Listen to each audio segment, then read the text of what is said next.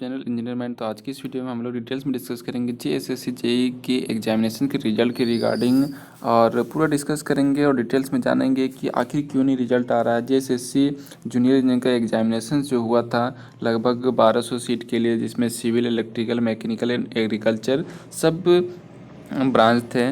तो junior engineer की result निकलवाने में स्टूडेंट कहाँ चूक गए या फिर किसकी कमी से जूनियर इंजीनियर की रिजल्ट पेंडिंग है, और नए कैंडिडेट्स को फिर से एग्ज़ाम देने का मौका मिलेगा, रिट्रोफिटिंग मैटर हो गया। तो इन सब मैटर पे डिटेल्स में डिस्कस करेंगे। और डिस्कस करने से पहले आपसे रिक्वेस्ट है कि अभी तक आपने हमारे चैनल इंजीनियर मैन को सब्सक्राइब नहीं किया तो चैनल को सब्सक्राइब कर लो, वीडियो अच्छा लगे तो लाइक कर दो और शेयर कर दो।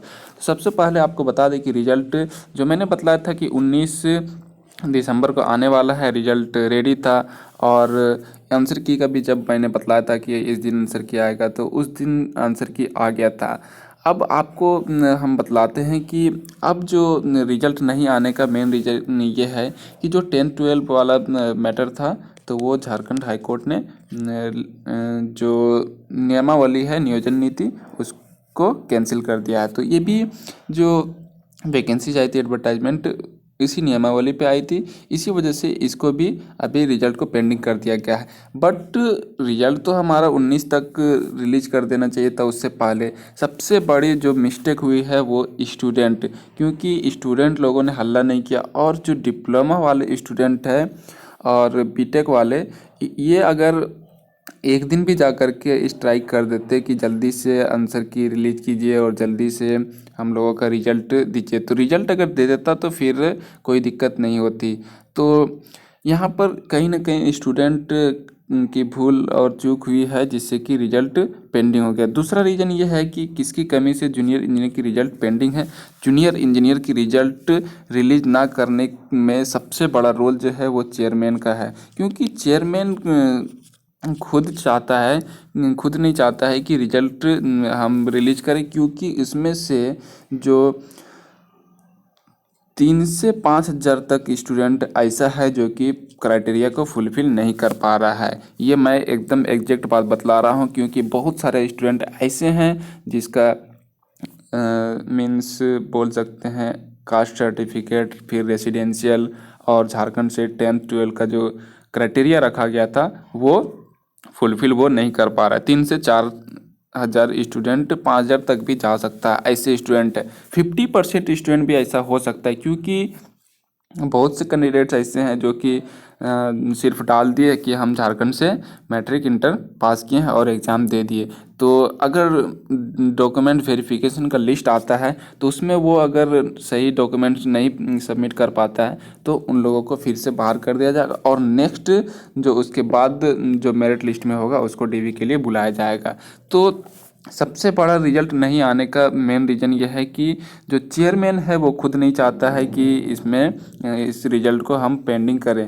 क्योंकि वो चाहता है कि बाहरी स्टूडेंट भी यहाँ पर आए और इसमें सिलेक्शन ले। लेकिन अभी क्या हो रहा है, सिर्फ जो जेन्युइन स्टूडेंट हैं उसी को यहाँ पर सिलेक्शन मिलने का चांसेस है, और कुछ स्टूडेंट ऐसे हैं जो कि झारखंड के नहीं भी हैं और झारखंड के रेसिडेंस नहीं भी हैं, और उन लोगों ने फॉर्म फिलअप कर दिया है और झारखंड से मैट्रिक और इंटर उन लोगों ने किया है, तो वो लोग भी एलिजिबल हो गए। तो वो चाह रहे हैं कि अरे इन लोग को भी किसी न किसी तरीके से यहाँ पर एडजस्ट किया जाए। तो चेयरमैन की कहीं ना कहीं कमी रही, जिससे रिजल्ट हमारा पेंडिंग हो गया। क्योंकि आंसर की का जो बात रहा, तो आंसर की जब मैंने बोला था जिस डे को कि आएगा, उसी डे को आया था।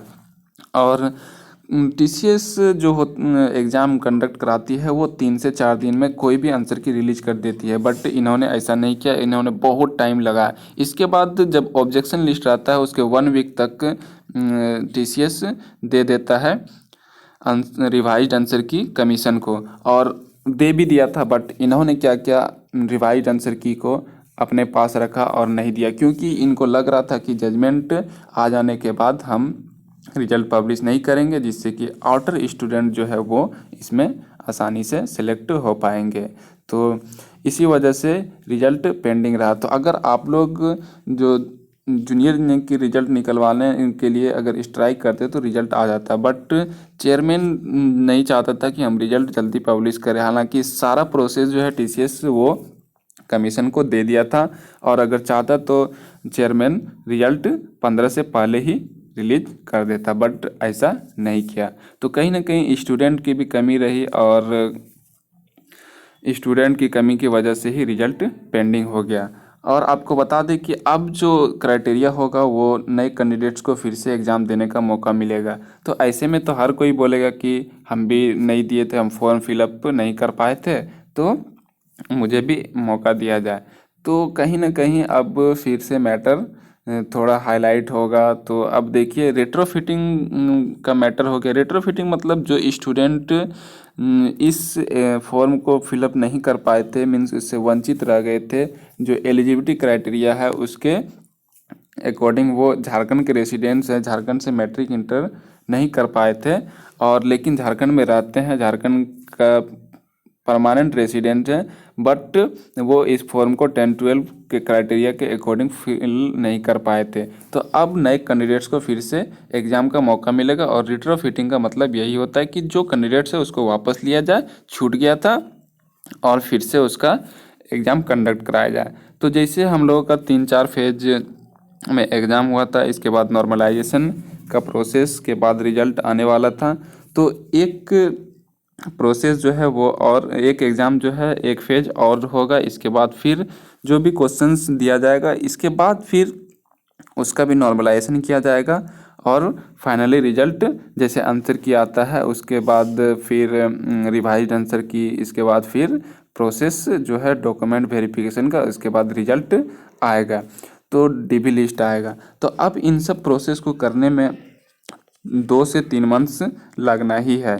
इसीलिए कहीं ना कहीं जो डिमेरिट्स दिखता है रिजल्ट ना निकालने में, जो कमी रह गई, रिजल्ट पेंडिंग जो चला गया, इसके पीछे स्टूडेंट है और चेयरमैन दोनों है। क्योंकि अगर ऐसा होता कि स्टूडेंट प्रेशर बनाते और चेयरमैन के पास जाते, तो अभी जाते हैं लोग, लेकिन उस टाइम अगर चले जाते और बोलते रिजल्ट दीजिए, तो ज़रूर रिजल्ट पब्लिश करते। क्योंकि टीसीएस ने रिजल्ट पूरा कमीशन को दे दिया था, लेकिन अभी तक मीन्स रिकॉर्ड है टीसीएस का कि कोई भी एग्ज़ाम होता है उसके 4 डेज के बाद ही वो अपना आंसर की किसी भी कमीशन को दे देता है, और इसके बाद 1 वीक के अंदर वो रिवाइज्ड आंसर की रिलीज कर देता है, जो ऑब्जेक्शन लिस्ट रहता है। ऑब्जेक्शन आंसर की में ऑब्जेक्शन करने का टाइम रहता है। लेकिन यहाँ पर कमीशन दे भी दिया था, और कमीशन का जो चेयरमैन है वो रिलीज नहीं कर रहा था आंसर की, इसी वजह से रिजल्ट पेंडिंग हो गया। और रिजल्ट पेंडिंग इसलिए हुआ क्योंकि अगर नियोजन, उनको पता था चेयरमैन को कि ये नियोजन नीति है, ये हाई कोर्ट से कैंसिल होने वाला है, इसीलिए रिजल्ट अभी नहीं देंगे। और रिजल्ट अभी नहीं देंगे तो नए स्टूडेंट को फिर से मौका मिल जाएगा, और आउटर स्टूडेंट जो है वो भी यहाँ पर आसानी से फाइट कर पाएंगे। तो यही सब क्राइटेरिया है जो कि अभी तक जूनियर इंजीनियर का रिजल्ट पेंडिंग है। तो उम्मीद है आपको ये इन्फॉर्मेशन अच्छा लगा। तो इन्फॉर्मेशन अच्छा लगा तो वीडियो को लाइक कर देना, हमारे चैनल पर नए तो हमारे चैनल को सब्सक्राइब करके वीडियो को शेयर कर देना।